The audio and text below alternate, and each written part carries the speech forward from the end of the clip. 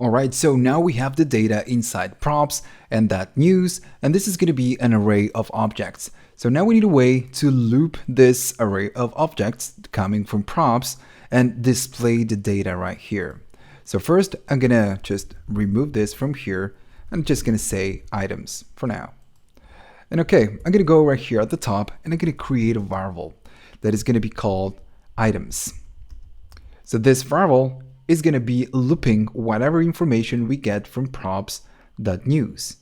So okay, we're going to be accessing props. Then we're going to say dot, and I'm going to access news because, you know, the data it's inside there.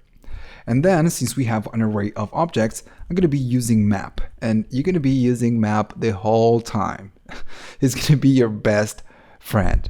So okay, so now what we need to do, we need to pass whatever we want to loop, which is this, and on each iteration we're going to pass an item.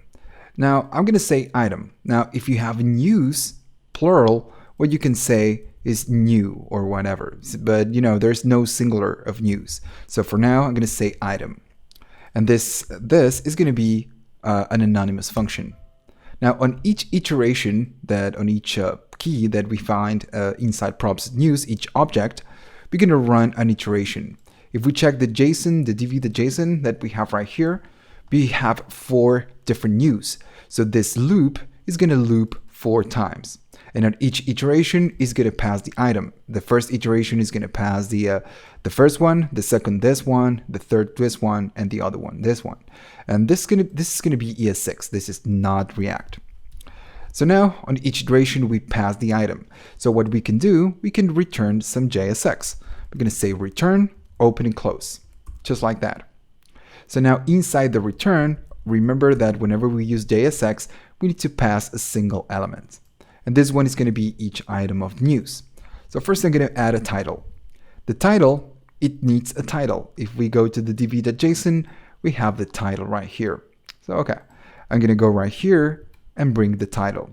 Now on each iteration, we have each element inside item. So what we can do, we can say item dot and then title, just like that. And if we go right here, of course, we are not getting anything. So now what we need to do is to pass the feed. So I'm going to create a variable that is going to be, a div that is going to pass the actual feed. So I'm going to say item and then feed. Okay, of course, nothing is going to happen.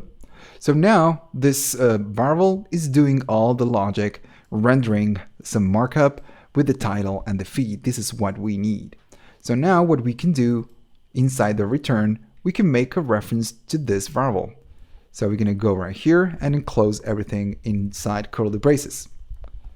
And okay, and React is going to do the job for us. It's going to notice that we have something that calls items. It's going to find the items, and this item, this variable, it's returning some JSX. So it's going to go and paste and put the JSX inside here.